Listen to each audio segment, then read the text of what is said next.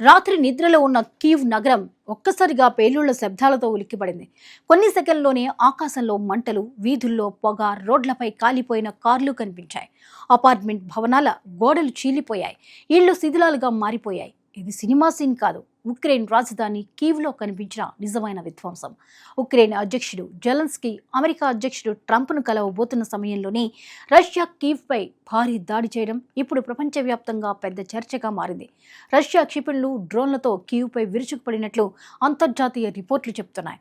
ఈ దాడుల్లో పౌర ప్రాంతాలు తీవ్రంగా దెబ్బతిన్నాయి. కొన్ని భవనాలు పూర్తిగా కాలిపోయాయి, రోడ్లపై నిలిపి ఉన్న వాహనాలు బూడిదయ్యాయి. ఘటనాస్థలికి చేరుకున్న రెస్క్యూ సిబ్బంది శిథిలాల మధ్య చిక్కుకున్న వారిని బయటకు తీయడానికి ప్రయత్నించాయి. ఒకవైపు మంటలను అదుపు చేయడానికి ఫైర్ సిబ్బంది పోరాడుతుంటే, మరోవైపు గాయపడిన వారిని ఆసుపత్రులకు తరలించారు.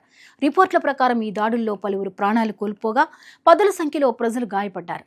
కీవ్లోని కొన్ని ప్రాంతాల్లో ప్రజలు భయంతో బంకర్లలోకి వెళ్లిపోయారు.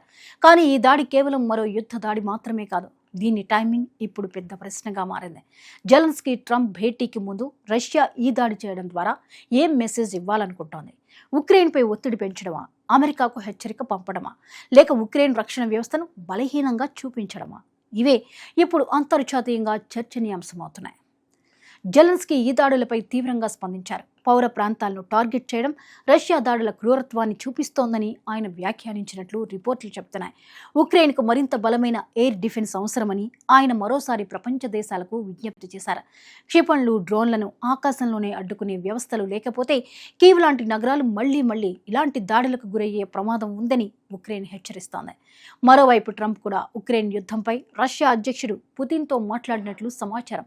యుద్ధం ముగిసే దిశగా చర్చలు జరగాలని ఆయన సూచించినట్లు రిపోర్టులు చెప్తున్నాయి. కానీ నేల మీద పరిస్థితి మాత్రం దీనికి పూర్తిగా విరుద్ధంగా ఉంది. ఒకవైపు ప్రపంచ నేతలు శాంతి గురించి మాట్లాడుతుంటే, మరోవైపు కీవ్లో క్షిపణులు పడుతున్నాయి.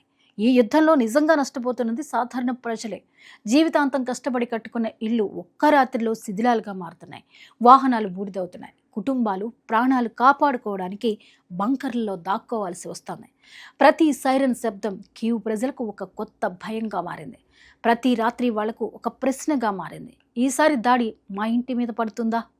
రష్యా మాత్రం తాము సైనిక లక్ష్యాలని టార్గెట్ చేస్తున్నామని చెబుతోంది. కానీ ఉక్రెయిన్ పౌర ప్రాంతాలు దెబ్బతింటున్నాయని ఆరోపిస్తోంది.